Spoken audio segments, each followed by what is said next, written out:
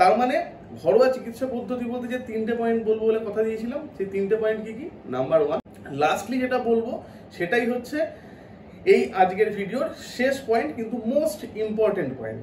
এই পয়েন্টটা lifestyle modification এবং ডাক্তারি চিকিৎসা পদ্ধতি ঠিক জাংশনাল বলা যেতে পারে।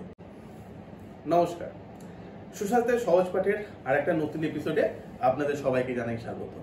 আমি ডক্টর সৌম্য ব্যানার্জি আজকে আবার আপনাদের সামনে নিয়ে চলে এলাম নতুন একটা এপিসোডে। আজকের এপিসোডে আমরা আলোচনা করব পাইলস এবং ফিশার এই দুটি রোগের 3টি ঘরোয়া চিকিৎসার পদ্ধতি। পাইলস এবং ফিশার রোগ দুটো অত্যন্ত কমন একটি রোগ আমাদের সমাজের মধ্যে, কিন্তু এই নিয়ে আলোচনা হয়তো খুবই কম হয়, কারণ মানুষের একটা স্বাভাবিক লজ্জা কাজ করে এই রোগগুলো নিয়ে আলোচনা করার জন্য।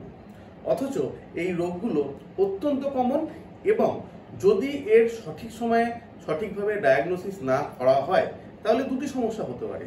একটি সমস্যা হচ্ছে হয়তো এই পাইলস বা ফিশার ভেবে আমরা যে রোগটাকে ইগনোর করছি, যেটাকে ফেলে রাখছি, চিকিৎসা করছি না সঠিকভাবে, সেটা আদতে কোনো একটি ক্যান্সারের প্রাথমিক পর্যায়ে।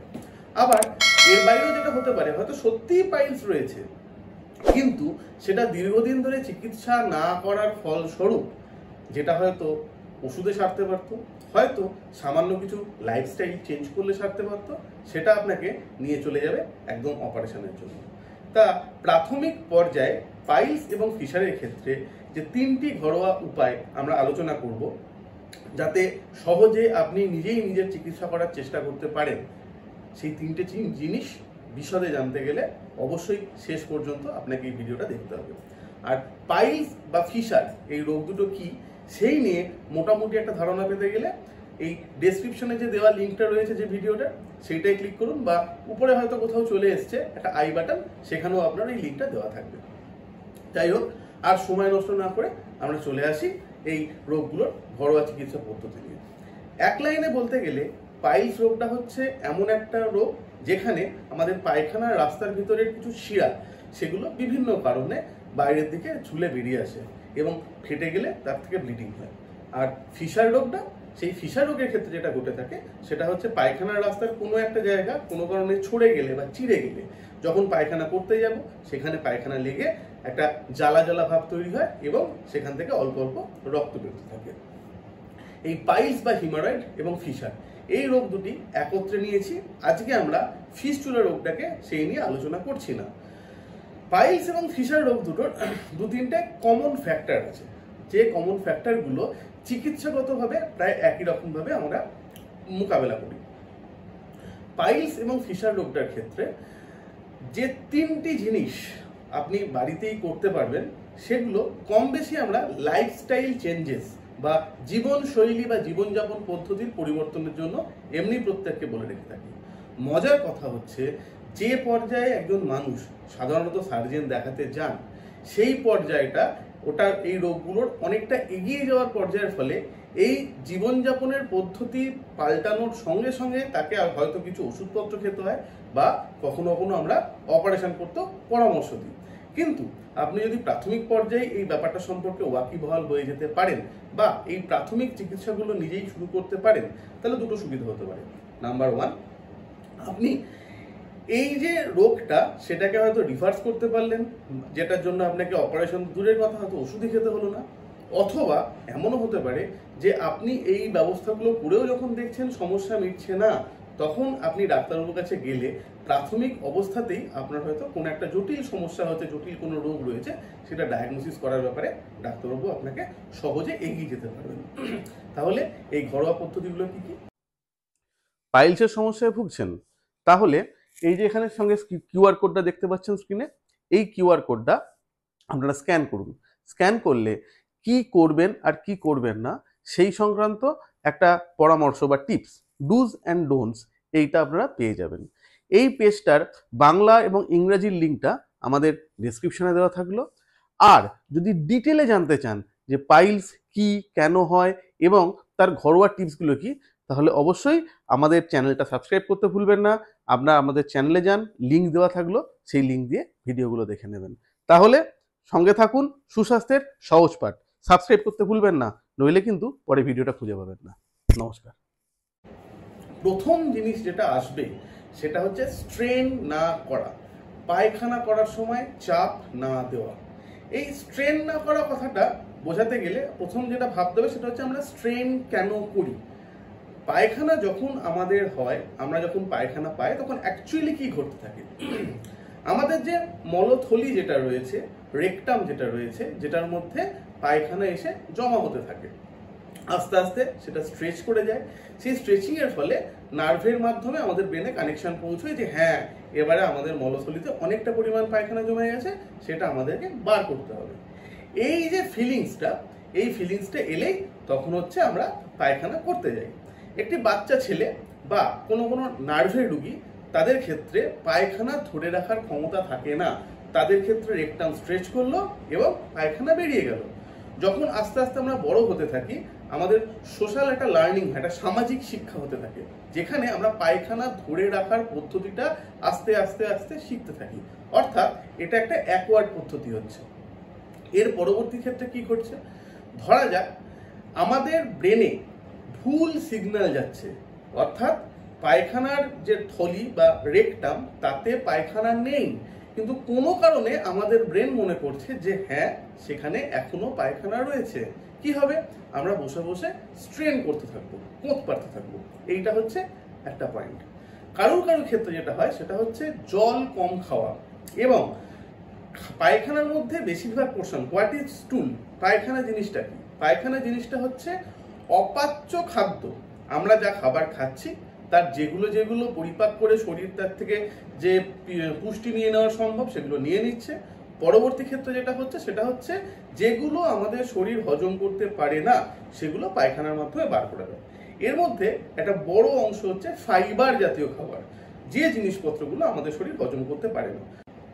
অর্থাৎ ঘুরিয়ে বলতে গেলে যেটা বলা সম্ভব সেটা হচ্ছে যদি আমাদের খাবারের মধ্যে ফাইবার জাতীয় জিনিস বেশি পরিমাণে থেকে থাকে তাহলে আমাদের পায়খানাটা সহজে বেরিয়ে যাবে, পরিমাণেও বাড়বে, সহজে বেরিয়ে যাবে। অর্থাৎ এটা হচ্ছে আমাদের 2 নম্বর পয়েন্ট। প্রথম পয়েন্ট ছিল পায়খানায় বসলে স্ট্রেন করবো না। 2 নম্বর পয়েন্ট হচ্ছে ফাইবার জাতীয় খাবার বেশি করে খেতে হবে, জল বেশি করে খেতে হবে। এই দুটো জিনিসই কিন্তু ইন্টারলিঙ্কড। কেউ যদি ফাইবার জাতীয় খাবার বেশি করে খেতে পারেন, জল বেশি করে খেতে পারেন, তাহলে তার কোষ্ঠকাঠিন্য হওয়ার প্রবণতা কমতে থাকবে, পায়খানা অবশ্যই স্মুথ হতে থাকবে। এবং যেহেতু প্রথমেই আমরা বললাম এটা একটা হ্যাবিট, একটা অ্যাকোয়ার্ড ব্যাপার, অর্থাৎ আমরা যদি প্রপারলি পায়খানা করতে অভ্যস্ত হই তাহলে আমাদের স্ট্রেন করার পদ্ধতিও বা প্রয়োজনীয়তা কমতে থাকবে। প্রপারলি পায়খানা মানে পায়খানা তো আমরা জন্ম থেকে করতে অভ্যস্ত, তার আবার প্রপার ইমপ্রপার আছে নাকি? হ্যাঁ, সেখানেও প্রপার ইমপ্রপার আছে। কিরকম ব্যাপার, এখানে দুটো জিনিস আমি বলবো। নাম্বার 1 হচ্ছে প্রপার পশ্চার। প্রপার পশ্চার মানে আমরা আগেকার দিনে যখন বা ইন্ডিয়ান যে সিস্টেম সেখানে যখন আমরা বসে পায়খানা করি আর যখন আমরা ওয়েস্টার্ন সিস্টেম বা কমোডে বসে পায়খানা করি, সেখানে দুটো বেসিক পার্থক্য যেটা হয় সেটা হচ্ছে ওয়েস্টার্ন সিস্টেমের ক্ষেত্রে অনেক সময় পাটা আমাদের প্রপারলি প্লেসড থাকে না, মাটিতে প্রপারলি থাকে না। তার ফলে একটা যেন কোনো জায়গাতে আমাদের আনকমফোর্টেবল হয়, একটা অস্বস্তিকর সিটিং পজিশন হয়। সেইটার জন্য কখনো কখনো আমরা এগিয়ে থাকছি, কখনো পিছিয়ে বসছি, এরকম নানান রকম সম্ভাবনা হয়।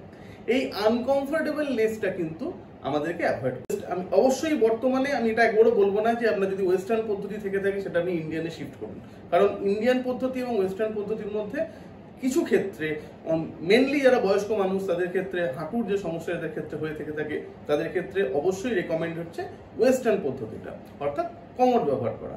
কিন্তু যদি এক একজনের হাইট এক এক রকম, তার ফলে তার কমোডের হাইট তো আর চেঞ্জেবল হতে পারে না।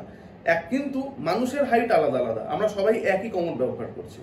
পায়ের পজিশনটা যদি অস্বস্তিকর হয়ে থেকে থাকে তাহলে কিন্তু আমরা প্রপারলি পায়খানা করতে পারবো না, একটা অস্বস্তি হবে।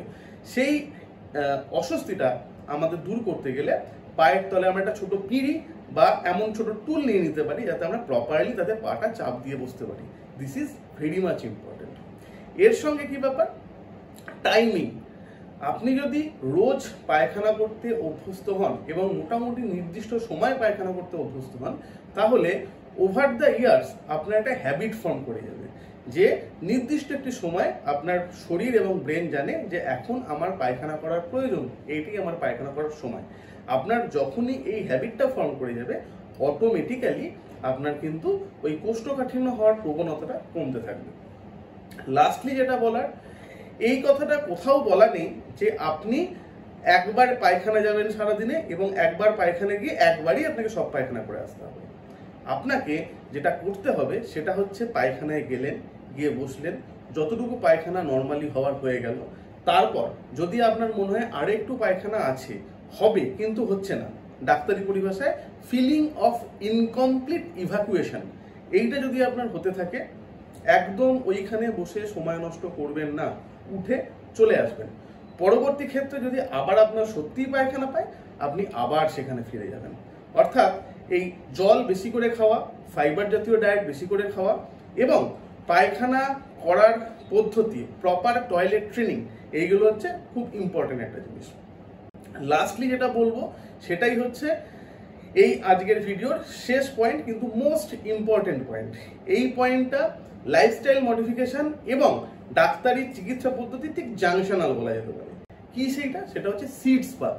সিডস বাথ জিনিসটা কি? সিডস বাথ জিনিসটা হচ্ছে একটা বড় গামলা নিতে হয়, সেই বড় গামলার মধ্যে ঈষৎ উষ্ণ কুসুম কুসুম যে গরম জল হয় সেটা দিতে হয়। দেওয়ার পরে তার মধ্যে একটু পভিডন আয়োডিন যে লোশনটা পাওয়া যায়, যেটা আমরা কেটে গেলে লাগাই, নানান কোম্পানি নানান ব্র্যান্ড নামে বিক্রি হয়, সেইটা অ্যাকচুয়ালি দিতে পারেন। যদি দিতে নাও পারেন তাতেও কোনো সমস্যা নেই, সিম্পল প্লেন কুসুম কুসুম গরম জল সেটা দিয়ে আপনি তার মধ্যে পুরো থেবড়ে বসে পড়বেন, একদম থেবড়ে বসে পড়তে হবে, যাতে পায়খানার রাস্তায় সরাসরি ওই গরম জলটা ঢোকে। তুলো দিয়ে ওখানে লাগানো, কাপড় ভিজিয়ে ওখানে লাগানো, এই কথাগুলো কিন্তু একদম বলা হচ্ছে না। পরিষ্কারভাবে একটা গামলা নিতে হবে, তাতে কুসুম কুসুম গরম জল ঢালতে হবে, সেই গরম জলের মধ্যে পভিডন আয়োডিন ঢালতে পারলে ভালো, না ঢালতে পারলেও কোনো ক্ষতি নেই, প্লেন বসে পড়তে হবে। এই যে আপনি গরম সেকটা নিতে থাকবেন, দিনে যদি দুবার নিতে পারেন খুবই ভালো হয়, নইলে কমপক্ষে একবার নিতে হবে। এত কিছুর মধ্যে এইটাই কিন্তু চিকিৎসা হিসেবে মোস্ট ইম্পর্টেন্ট, এই সিডস বাথটা করা। তার মানে ঘরোয়া চিকিৎসা পদ্ধতি বলতে যে তিনটে পয়েন্ট বলবো বলে কথা দিয়েছিলাম, সেই তিনটে পয়েন্ট কি কি? নাম্বার 1 মোস্ট ইম্পর্টেন্ট, এই সিডস বাথটা করা। তার মানে ঘরোয়া চিকিৎসা পদ্ধতি বলতে যে তিনটে পয়েন্ট বলবো বলে কথা দিয়েছিলাম, সেই তিনটে পয়েন্ট কি কি? Number 1 proper toilet training, number 2 বেশি করে জল এবং ফাইবার জাতীয় খাবার খাওয়া, নাম্বার 3 সিডস বাথ, গরম জলে সেক নেওয়া। এই তিনটে জিনিস যদি আপনি করতে পারেন, তাহলে প্রাথমিক পর্যায়ে আপনার পাইলস হওয়ার সমস্যা বা ফিশার জনিত সমস্যা, এই দুটি রোগের ক্ষেত্রে আপনি কিন্তু নিষ্কৃতি পেলেও পেতে পারেন।